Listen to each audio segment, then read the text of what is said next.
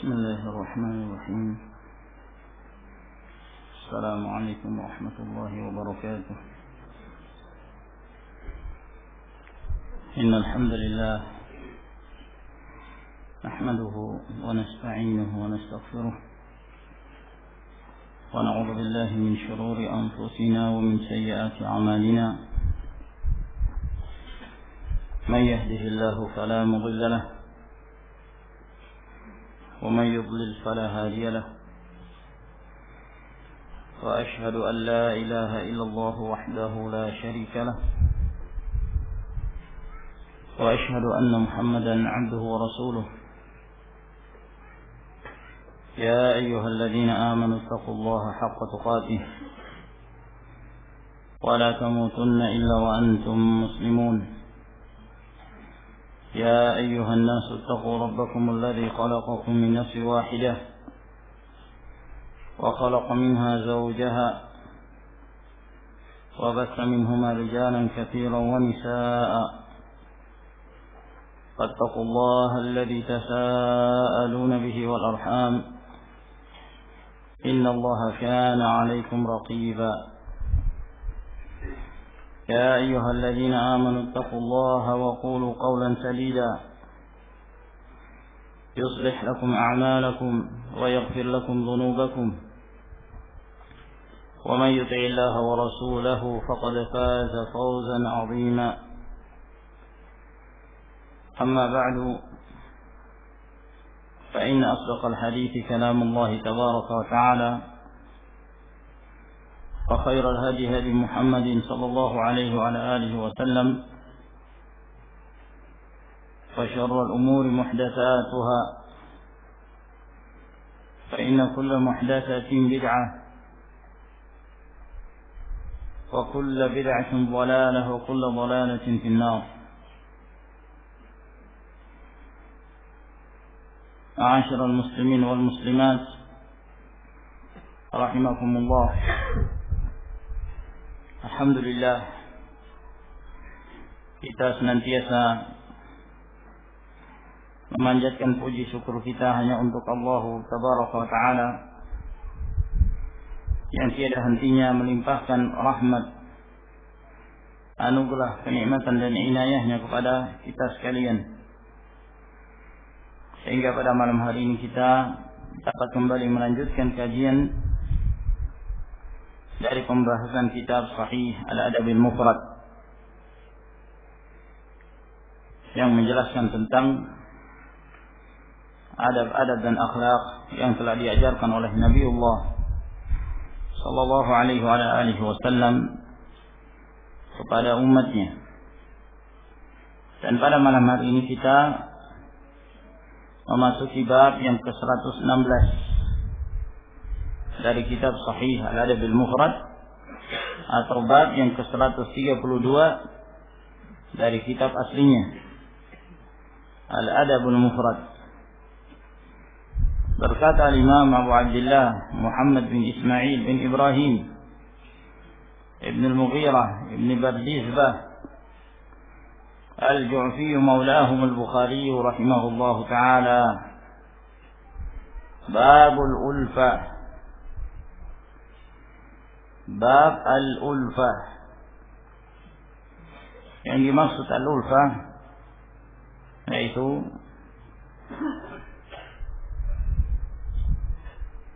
menyatu, kesatuan. At-ta'aluf artinya saling menyatu. Kata Nabi sallallahu alaihi wasallam, al-arwahu junudun mujannadah, فما تعارف منها اختلف وما تناصر منها اختلف. Arwah manusia itu berkelompok-kelompok, masing-masing membentuk satu kesatuan. Apabila roh-roh tersebut saling mengenal, yang baik bertemu dengan yang baik, maka akan menyatu, i'talaf. Akan tetapi kalau saling mengingkari, satunya ruh yang baik, yang satunya ruh yang buruk, maka akan terjadi perselisihan. Jadi yang dimaksud dengan al-ulfa adalah kesatuan, seia sekata, sejalan. Tidak terjadi sikap saling mengingkari. Hewan yang jinak itu disebut hewan alif. Ya, disebabkan karena dia tidak liar dan dia bergaul bersama dengan pemiliknya. Ya, seakan-akan dia termasuk bagian dari anggota keluarga tersebut, maka disebut alif, dari ulfah, menyatu. Dan yang dimaksud oleh Imam Al-Bukhari rahimahullah taala di sini adalah al-ulfa, kesatuan di antara kaum muslimin, di antara kaum mukminin, merupakan satu kenikmatan yang Allah Subhanahu wa taala berikan ketika Allah Jalla wa Ala menyatukan hati-hati kaum mukminin itu. Tidak berselisih di antara mereka, tidak bercerai-berai, tidak saling mengingkari di antara mereka, namun mereka seia sekata, sejalan. Nah, dan ini merupakan nikmat yang besar dari Allah Subhanahu wa taala. Allah Tabaraka wa taala telah mengingatkan para sahabat radhiyallahu taala anhum tentang kenikmatan ini, khususnya mereka penduduk Madinah yang sebelumnya mereka berselisih. Sebelum Islam datang, sebelum Rasulullah sallallahu alaihi wasallam diutus, dan sebelum mereka masuk ke dalam Islam, perselisihan antara dua suku terbesar yang ada di Madinah, suku Aus dan suku Khazraj, seakan tiada henti, turun temurun dari generasi menuju ke generasi yang berikutnya. Apa sebab permusuhannya? Jahiliyah. Yang ini dari suku Aus, yang ini suku Khazraj. Fanatisme golongan, fanatisme kabilah, sehingga terus terjadi pertempuran antara kedua kabilah yang besar itu. Setelah datangnya Islam dan mereka berbondong-bondong masuk ke dalam Islam, maka Allah Subhanahu wa taala menyatukan hati-hati mereka dengan Islam, tidak dengan yang lainnya. Maka Allah Subhanahu wa taala mengingatkan mereka, wa'tasimu bihablillahi jami'an wa la tafarraqu wadhkuru ni'matallahi 'alaikum id kuntum a'da'a fa'alafa baina qulubikum fa asbahtum bi ni'matihi ikhwana wa kuntum 'ala shafa hufratin minan nari fa anqadhakum minha. Berpegang teguhlah kalian kepada tali Allah Subhanahu wa taala, kepada agama Allah. Jangan kalian bercerai-berai, jangan kalian berpecah. Ingatlah nikmat Allah Subhanahu wa taala yang Allah berikan kepada kalian ketika kalian dahulu saling bermusuhan antara sebagian kalian dengan sebagian yang lainnya. Fa'allafa, itu dari kata ulfah. Fa'allafa baina qulubikum, maka Allah Subhanahu wa taala menyatukan hati-hati kalian sehingga kalian menjadi orang-orang yang bersaudara. Dan kalian dahulu berada di pinggir jurang neraka, lalu kemudian Allah Subhanahu wa taala menyelamatkan kalian. Sehingga apabila kaum mukmin itu disatukan, mereka seia sekata, sejalan di atas manhaj yang sahih, di atas aqidah yang sama, di atas tauhid, dan mengikuti Rasulullah sallallahu alaihi wasallam, menjadikan Al-Qur'an dan As-Sunnah dan mengikuti salaful ummah sebagai manhajnya, metodenya dalam kehidupannya. Maka itu adalah merupakan nikmat yang besar dari Allah Subhanahu wa taala. Sebab tidak akan ada yang bisa menyatukan hati-hati manusia kecuali Allah Jalla wa Ala. Bukan harta yang menyatukan hati mereka, bukan jabatan yang menyatukan hati mereka, namun yang menyatukan hati-hati mereka adalah Allah Subhanahu wa taala. Allah Tabaraka wa taala berfirman, "Walau allafta baina qulub walau anfaqta ma fil ardi jami'an ma allafta baina qulubihim walakinna Allah allafa bainahum." Kalaulah kalian menginfakkan semua apa yang ada di muka bumi, kumpulkan seluruh harta, diinfakkan untuk apa? Menyatukan hati-hati manusia. Engkau tidak akan mampu menyatukan hati mereka. Namun Allah Subhanahu wa taala yang menyatukan hati-hati mereka. Al-qulubu baina usbu'ain min asabi'ir rahman yuqallibuha kaifa yasha. Hati-hati hamba-hamba Allah itu berada di antara dua jari dari jari Allah. Allah Subhanahu wa taala membolak-balikkan sekehendaknya. Maka yang menyatukan hati itu adalah Allah Subhanahu wa taala. Sehingga apabila ada dua orang yang mereka sejalan, seia sekata, mereka sama di atas kebenaran, mereka sama dalam tauhid, dalam aqidah, dalam manhaj, dalam mengikuti sunnah Rasul sallallahu alaihi wasallam, maka itu adalah merupakan nikmat yang besar. Mereka saling cinta mencintai karena Allah tabaraka wa taala. Di dalam hadis yang diriwayatkan oleh Bukhari dan Muslim dari hadis Abu Hurairah, kata Nabi sallallahu alaihi wasallam, "Sab'atun yudhilluhumullahu fi dhillihi yawma la dhilla illa dhilluh." Ada 7 golongan yang Allah Subhanahu wa taala berikan naungan pada hari kiamat, di saat tidak ada naungan kecuali naungan Allah Subhanahu wa taala. Di antara 7 golongan yang disebutkan oleh Nabi sallallahu alaihi wasallam, wa rajulani tahabba fillah ijtama'a alaihi wa tafarraqa alaihi. 2 orang yang mereka saling cinta mencintai karena Allah. Mereka berkumpul karena Allah Subhanahu wa taala dan mereka berpisah juga karena Allah. Maka ini kenikmatan. Oleh karena itu, Al-Imam Al-Bukhari rahimahullah taala menyebutkan secara khusus bab al-ulfah untuk menjelaskan bahwa al-ulfah merupakan nikmat yang besar ketika Allah Subhanahu wa taala memberikan kepada kita ulfah. Hati kita menyatu dengan hati seorang mukmin. Hati kita menyatu dengan hati orang yang taat, menjalankan perintah Allah, perintah Rasul sallallahu alaihi wasallam, dan dia istiqamah berjalan di atasnya, maka itu kebaikan. Peliharalah kenikmatan itu. Jangan sampai ada hal-hal yang dapat menyebabkan terjadinya keretakan, perselisihan, pertengkaran, permusuhan. Lalu kemudian beliau menyebutkan asar dari Ibnu Abbas radhiyallahu anhuma. An Ibnu Abbas radhiyallahu taala anhuma qala, dari Ibnu Abbas radhiyallahu taala anhuma beliau berkata, "An-ni'amu tukaffar war-rahimu tuqta' wa lam nara mithla taqarubil qulub." Kata Ibnu Abbas radhiyallahu taala anhuma, nikmat-nikmat itu, an-ni'amu tukfar, kenikmatan-kenikmatan itu telah dikufuri. Ini sudah sekian banyak manusia terjatuh ke dalam kufur nikmat. Apa bi ni'matillahi hum yakfurun?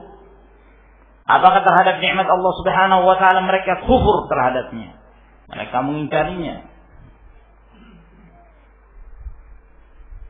Dan kenikmatan yang dimaksud di sini mencakup kenikmatan yang diberikan dari Allah Subhanahu wa taala atau kenikmatan yang diberikan oleh seorang dari manusia yang memberikan kenikmatan kepadanya. Dari Allah Jalla wa Ala, misalnya Allah memberikan kepada dia rezeki, Allah Subhanahu wa taala memberikan kepada dia anak, Allah Jalla wa Ala memberikan kepada dia istri yang salihah, dan kenikmatan-kenikmatan yang lainnya, lalu diingkari. Bentuk pengingkaran seorang hamba ketika Allah Subhanahu wa taala memberikan kenikmatan-kenikmatan itu, maka mereka mengingkari dengan cara bermaksiat. Tidak semakin menambah ketaatan mereka kepada Allah Subhanahu wa taala. Allah Jalla wa Ala berfirman, "La in syakartum la azidannakum wa la in kafartum inna 'adzabi lasyadid." Apabila kalian bersyukur, aku akan tambah nikmat itu. Namun jika kalian kafir, mengingkari nikmat, maka ketahuilah azabku itu sangat pedih. Maka kufur itu lawan dari syukur. Ketika seorang itu tidak semakin bertambah ibadahnya kepada Allah Subhanahu wa taala, ketika nikmat itu bertambah, maka dia termasuk orang kufur nikmat. Dia mengingkari nikmat yang Allah Subhanahu wa taala berikan. Allah berikan dia sekian banyak kenikmatan yang lahir dan batin. Namun dia membalasnya dengan kekufuran, enggan untuk beribadah, tidak mendekatkan diri kepada Allah Subhanahu wa taala. Semakin lama semakin jauh dari Allah Subhanahu wa taala. Ini nikmat-nikmat yang telah dikufuri. Atau nikmat yang kedua, termasuk nikmat yang diingkari, dikufuri, adalah kebaikan dari seseorang ketika dia memberikan kebaikan itu kepadanya. Nah, orang itu memberikan kebaikan, namun orang yang diberikan kebaikan ini membalasnya dengan keburukan.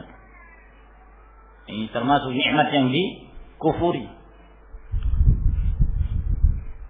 Orang tersebut telah berbuat baik kepadanya, membantunya dalam hal-hal kebaikan, namun dia membalasnya dengan keburukan, menyeretnya dalam kebinasaan.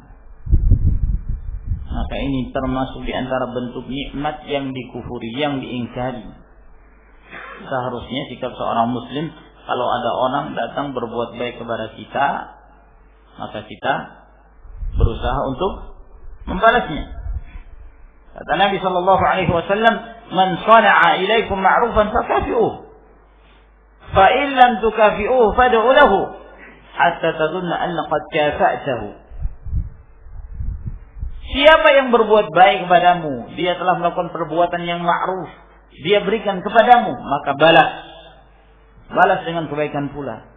Kalau kamu tidak mempunyai sesuatu yang kamu bisa membalas dengannya, maka doakan. Misalnya kamu mengatakan jazakallahu khaira, doakan sampai kemudian kamu menyangka bahwa engkau telah membalasnya. Anjuran untuk membalas kebaikan itu dengan kebaikan. Ya. Kalau ada orang berikan kepada kita air susu, balas dia dengan air susu tambah madu. Jangan air susu dibalas dengan air tuba. Maka ini sikap seorang muslim. Membalas dengan keburukan berarti dikufuri nikmat. An-ni'amu tukfar. Kenikmatan-kenikmatan ini telah banyak dikufuri. Di sini Ibnu Abbas radhiyallahu taala anhuma menyebutkan hal ini untuk menjelaskan kondisi sebahagian manusia, di mana banyak di antara mereka yang telah mengingkari nikmat-nikmat Allah Subhanahu wa taala dan mengingkari perbuatan baik yang dilakukan oleh orang lain kepadanya. Kalau ini di zamannya Ibnu Abbas, beliau sahabat Nabi sallallahu alaihi wasallam. Apa kira-kira yang dikatakan oleh Ibnu Abbas apabila beliau hidup di zaman ini? Sudah demikian banyak dari manusia yang semakin menyimpang jauh dari agama Allah. Mereka diberi kenikmatan dan kenikmatan yang mereka sendiri tidak mampu menghitungnya, namun mereka membalasnya dengan keburukan. Warahimu tuqta, dan hubungan silaturahim diputus.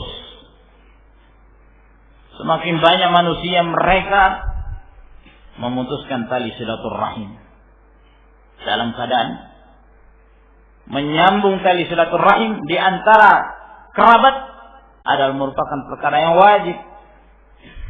Man ahabba yubsata lahu fi rizqi wa ayyubsa'alahu fi athari falyasil rahimah.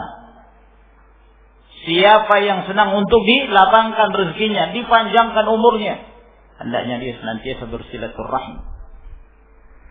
Nabi sallallahu alaihi wasallam mengatakan la yadkhulul jannata qati, tidak masuk surga orang yang memutuskan tali silaturahim. Ibnu Abbas radhiyallahu taala mengeluhkan tentang kondisi yang ada di zamannya. Sedemikian banyak di antara manusia mereka telah putuskan silaturahim. Gimana kalau beliau melihat kondisi zaman kita sekarang ini? Silaturahim telah diputus. Di antara mereka ada yang menghubungkan silaturahim di antara mereka, namun bukan karena Allah Subhanahu wa taala, bukan karena beribadah kepada Allah Subhanahu wa taala, Sehingga tidak sedikit dari mereka ingin menghubungkan silaturahim, namun terjatuh dalam perkara-perkara yang diharamkan Allah Subhanahu wa taala. Yang wajib bagi kaum muslimin menghubungkan silaturahim antara kerabat, namun tentu di sana ada batasan-batasan syar'i. Jangan sampai seorang hendak berbuat kebaikan lalu ternyata dia memudaratkan. Kata Imam Syafi'i rahimahullah taala, "Rama naf'an fa dharra min ghairi qasdin wa min al-birri ma yakunu 'uquqa." Dia ingin berbuat kebaikan, dia ingin memberi manfaat, tapi memudaratkan tanpa dia memaksudkannya. Nah, jangan sampai seperti itu. Di antara bentuk perbuatan kebaikan ada justru yang mendatangkan kemudaratan. Nah, maka silakan sambung tali silaturahim, namun dengan cara-cara yang syar'i. Walam nara mithla taqarubil qulub, dan kami tidak memandang ada satu hal yang paling bermanfaat, yang paling mulia daripada taqarubul qulub, saling menyatunya hati-hati itu. Ya, kata beliau, kami tidak melihat ada satu amalan yang paling baik dari taqarubul qulub, menyatunya hati-hati itu. Yang menyatukan kita adalah Islam. Yang menyatukan umat ini adalah sunnah Rasul sallallahu alaihi wasallam. Sehingga apabila mereka disatukan dengan sunnah dan hati mereka menyatu, ini adalah merupakan nikmat yang besar dari Allah Subhanahu wa taala. Dan ini yang menjadi syahid kenapa Al-Imam Al-Bukhari menyebutkan perkataan Ibnu Abbas dari ucapan beliau ini, walam nara mithla taqarubil qulub. Kami tidak memandang ada satu hal yang paling bermanfaat, yang paling agung dari taqarubul qulub, menyatunya hati, mendekatnya antara satu hati seorang muslim dengan hati muslim yang lainnya. Kemudian setelah itu kita berpindah ke bab yang berikutnya. Berkata Imam Al-Bukhari rahimahullah taala, babul mizah. Bab al-mizah. Al-mizah maknanya bercanda, bergurau. Al-mulayanah, al-mulatafah, ya, disebut juga mulayanah, mulatafah. Maknanya adalah seorang bercanda kepada teman yang lainnya. Nah, dan al-mizah di dalam Islam adalah perkara yang diperbolehkan. Namun perlu diketahui bahwa kedudukan mizah bercanda di dalam Islam ibaratnya seperti bumbu pada masakan. Bumbu pada masakan. Nah, kalau tidak diberi bumbu pada masakan itu, kira-kira apa yang terjadi? Hambar, terasa. Tapi kalau berlebihan, kasih garam banyak berlebihan, maka tentu hasilnya pun negatif. Maka demikian pula mizah, bercanda di dalam Islam asal hukumnya boleh. Nanti kita akan sebutkan beberapa hadis dari Nabi sallallahu alaihi wasallam yang menunjukkan bahwa beliau bergurau, beliau juga bercanda. Nah, namun bercanda ini ada batasannya. Nah, bukan juga merupakan perbuatan yang baik ketika kita bertemu dengan seorang tidak ada gurauannya sama sekali, kaku, ketemu tidak ada senyum-senyum sedikit pun, serius terus. Nah, sulit untuk tertawa, sulit untuk tersenyum kepada saudaranya. La tahqiranna minal ma'ruf syai'an walau an talqa akhaka biwajhin talib. Jangan engkau memandang rendah sedikit pun dari perbuatan kebaikan, meskipun engkau bertemu dengan saudara dengan wajah yang berseri-seri, dengan senyuman. Itu nikmat. Namun kalau berlebihan, setiap majelis bercanda, setiap bermajelis bergurau, ya, sehingga orang itu dikenal sebagai orang yang ahli gurau, ahli canda. Nah, ini kelewat batas. Katanya orang-orang Arab, kullu ma zada an haddihi qalaba ila dhiddih. segala sesuatu kalau sudah melampaui batas, maka yang tadinya bagus menjadi sesuatu yang jelek. Man aktsara min syai'in urifa bih. Siapa yang memperbanyak melakukan sesuatu, dia akan diketahui dengan sesuatu yang dia perbanyak. Nah, dia banyak bercanda, orang akan mengetahui di mana-mana si fulan pelawak. Ya. Si fulan ini suka bercanda, setiap ngomong canda terus. Nah, ada batasannya. Ma'asyiral ikhwah rahimakumullah. Nah, di sini disebutkan beberapa riwayat dari Nabi sallallahu alaihi wasallam. An Anas bin Malik radhiyallahu ta'ala anhu qala, dari Anas bin Malik radhiyallahu ta'ala anhu. Siapa kunyahnya Anas bin Malik? Kunyah Abu siapa? Anas bin Malik itu. Ada yang tahu ini?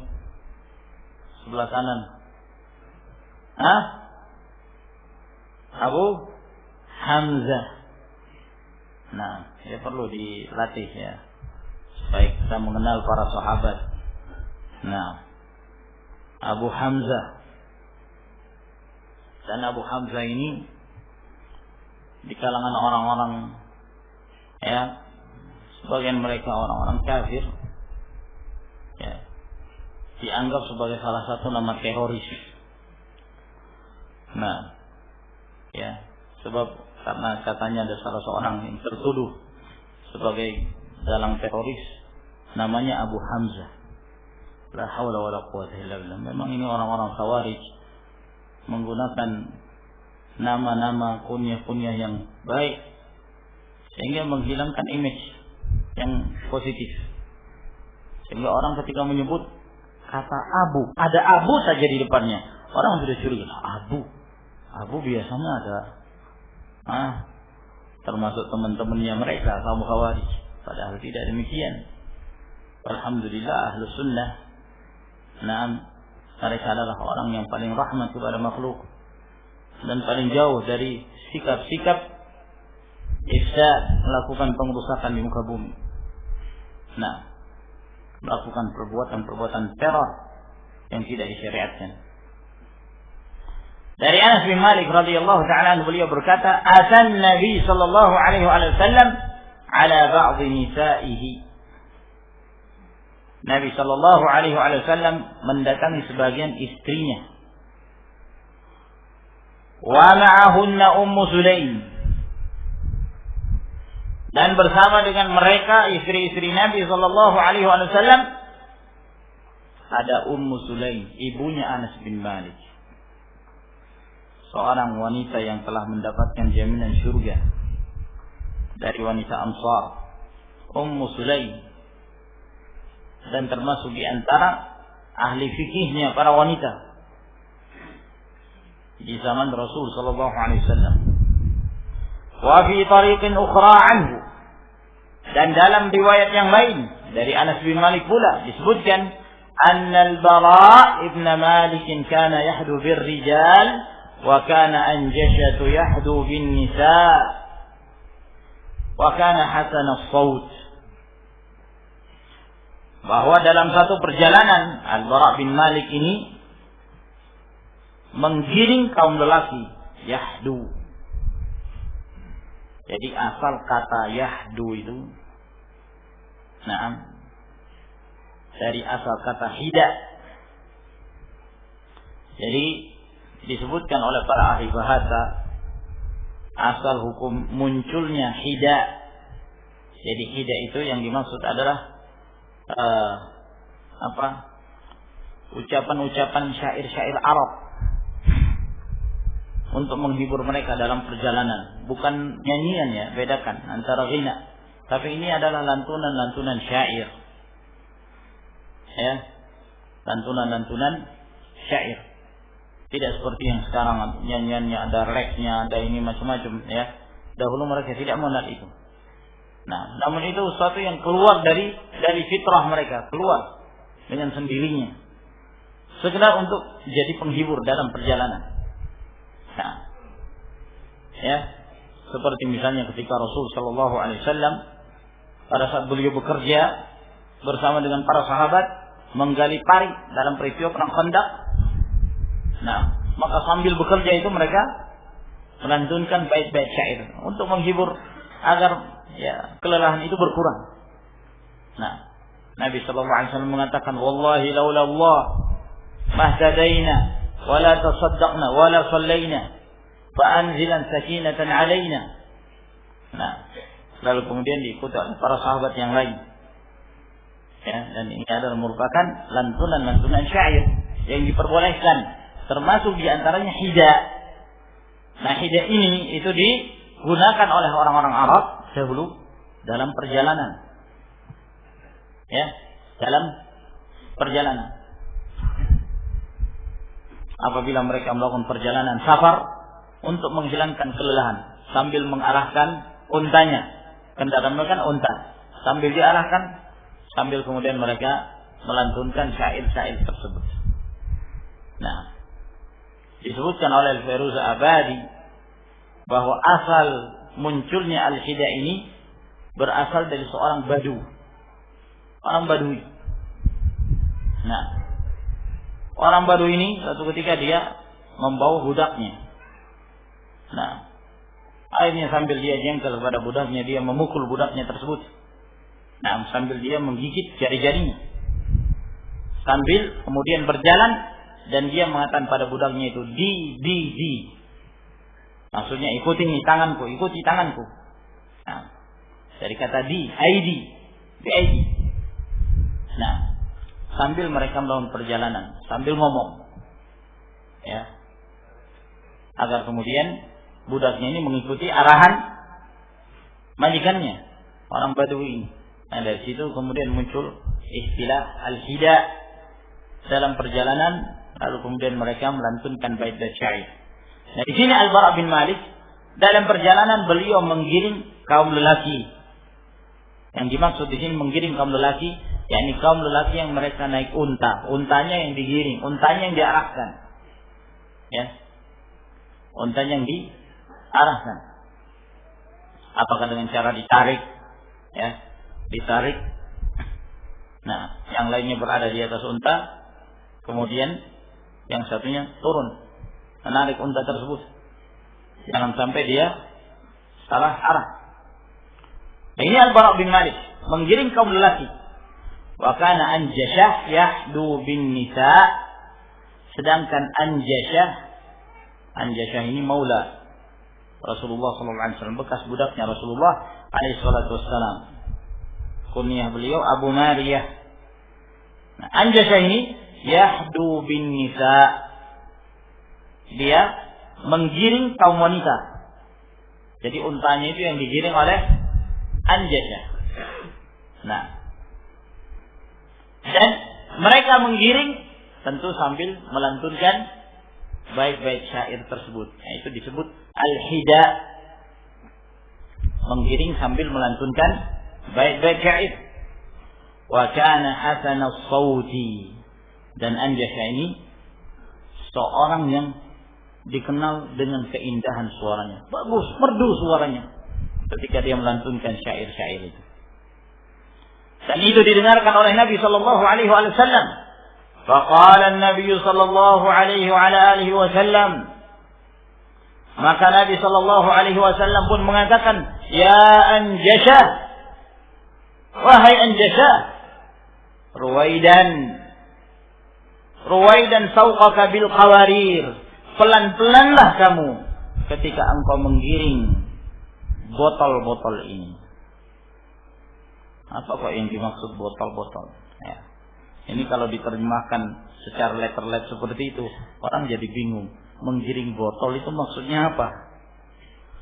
Al-qawarir itu jamak dari qarurah. Qarurah itu asal makna dalam bahasa Arab artinya botol. Kenapa disebut qarurah dalam bahasa Arab? Sebab botol itu kalau diisi air, tumpah enggak? Enggak tumpah, menetap air itu. Dalam bahasa Arab, air yang menetap itu disebut istaqar, qarra. Makanya disebut qarurah. Ya. Yaitu botol yang kalau diisi air menetap dia, tidak tumpah. Disebut gharurah, jamaknya qawarir. Dan yang dimaksud oleh Nabi Shallallahu Alaihi Wasallam dengan kalimat botol-botol ini, istilah botol-botol ini, yang dimaksud adalah para wanita. Pelan-pelanlah kalian ketika menggiring botol-botol itu, maksudnya ketika engkau menggiring para wanita, yakni unta-untanya para wanita. Kenapa kok Nabi Shallallahu Alaihi Wasallam menyebutkan para wanita itu disebutkan dengan istilah botol? Kenapa? Kata para ulama, disebabkan karena botol itu sangat mudah pecah, ya, sangat lembut. Kadang-kadang botol itu jatuh sedikit gini aja, pecah sudah. Nah, sehingga Nabi Shallallahu Alaihi Wasallam mengatakan, wahai Anjasha, pelan-pelanlah engkau ketika engkau menggiring, ya, unta tersebut yang di atasnya para wanita, yang mereka itu ada ibaratnya seperti al-qawarir, seperti botol-botol. Nah, kalau selain Nabi Shallallahu Alaihi Wasallam yang menyebutkan ungkapan ini, ya, misalnya kita mengatakan kepada wanita, kamu botol ya, tentu tersinggung, iya kan? Masa wanita dibilangin botol? Nah, Abu Qilabah, berkata Abu Qilabah yang meriwayatkan hadis ini, kata beliau, fatakallama an-nabiy sallallahu alaihi wasallam bi kalimatin, maka Nabi sallallahu alaihi wasallam mengucapkan kalimat ini, law takallama ba'dukum la'ibtumuha alaihi. Sekiranya sebagian kalian bukan Nabi yang mengucapkan, tentu kalian sudah mencela orang yang mengucapkannya itu. Yaitu perkataan Nabi, sauqaka bil qawarir, ketika engkau menggiring botol-botol itu. Itu kalau diucapkan oleh selain Nabi tersinggung itu. Nah, masa wanita dibilangin botol? Ya, tapi karena yang mengucapkannya Rasulullah Sallallahu Alaihi Wasallam, dan ucapan Rasulullah itu tidak ada dustanya, ya, dan mereka mengetahui kedudukan Rasulullah Sallallahu Alaihi Wasallam yang memuliakan para wanita, tidak mungkin yang dimaksud oleh Nabi ini penghinaan. Namun yang dimaksud oleh Nabi Sallallahu Alaihi Wasallam di sini adalah merupakan bentuk gurauan. Makanya disebut dalam bab al-mizah, bercanda. Ya. Dan candanya Rasulullah Sallallahu Alaihi Wasallam adalah kebenaran, bukan canda yang dusta. Beliau mempermisalkan para wanita itu dengan botol, disebabkan karena wanita itu sangat mudah sekali goyah, ya, lemah, tidak seperti laki-laki yang kokoh. Nah, ketika Rasulullah Sallallahu Alaihi Wasallam mengatakan kepada Anjasha untuk pelan-pelan ketika engkau menggiring botol-botol tersebut, yaitu para wanita, apa yang dimaksud oleh Nabi Sallallahu Alaihi Wasallam? Beliau menasihati Anjasha ini dalam hal apa? Kenapa kok diperintahkan untuk ruwaidan? Ruwaidan itu pelan-pelan. Ya. Kalau misalnya ada teman kita balapan motor, dia membalap cepat. Ruwaidan ya akhi, ruwaidan, pelan-pelan, ya. Atau misalnya kita mengatakan mahlan. Nah, jadi kita belajar hadis sekalian belajar bahasa Arab, ya. Nah, supaya kita mudah mengingat, praktekkan, ya, sambil balap. Oh, Ustaz bilang ruwaidan, berarti tidak boleh balap. Nah, ya. Apa yang dimaksud oleh Nabi Sallallahu Alaihi Wasallam? Ruwaidan sauqaka bil qawarir. Hendaknya engkau pelan-pelan ketika menggiring para wanita itu. Ada dua pendapat yang masyhur. Pendapat yang pertama, yang dimaksud oleh Nabi Sallallahu Alaihi Wasallam kepada Anjasha, wahai Anjasha, pelan-pelan, maksudnya ketika engkau menggiring unta itu, jangan cepat-cepat, jangan dipercepat. Kenapa? Karena yang di atas itu para wanita. Ya. Para wanita itu lemah ketika mereka berada di atas unta. Kalau cepat wanitanya bisa-bisa terjatuh. Kalau sudah terjatuh, ya sama seperti botol ketika jatuh, pecah. Nah itu, paham ya? Yang dimaksud oleh Nabi Sallallahu Alaihi Wasallam. Sehingga beliau menasihati Anjasha untuk pelan-pelan ketika menggiring unta tersebut, ketika mengarahkan unta itu, jangan cepat-cepat. Kalau Al-Bara bin Malik kan menggiring unta, di belakangnya laki-laki, di atas untanya laki-laki, tidak jadi masalah. Nah, Ini makna yang pertama, dikuatkan oleh sebagian para ulama di antara Al-Khattabi. Makna yang kedua yang dimaksud oleh Nabi sallallahu alaihi wasallam, wahai Anjasyah, ruwaidan sawqaka bil qawarir, pelan-pelan. Ya, ketika engkau menggiring wanita-wanita itu, botol-botol itu. Yang dimaksud oleh Nabi sallallahu alaihi wasallam di sini adalah kekhawatiran beliau terhadap Anjasyah pada saat beliau melantunkan syair-syairnya, karena suaranya Anjasyah ini merdu. Ya. Karena merdunya suara Anjasyah, khawatir jangan sampai didengarkan oleh para wanita. Kalau didengarkan oleh para wanita, maka menimbulkan fitnah. Ya. Termasuk di antara sesuatu yang dapat menjadikan kesenangan seorang wanita terhadap laki-laki itu dari suara laki-laki. Nah, dari suara. Nah, karena menimbulkan fitnah. Maka Nabi sallallahu alaihi wasallam menasihati Anjasyah. Dan itu disebutkan dalam riwayat ini, wa kana hasanus saut, dan Anjasyah ini adalah orang yang bagus suaranya, merdu suaranya, sehingga Nabi sallallahu alaihi wasallam khawatir ketika beliau melantunkan syair-syair tersebut didengarkan oleh wanita. Ini dikhawatirkan menimbulkan fitnah, sehingga dinasihati.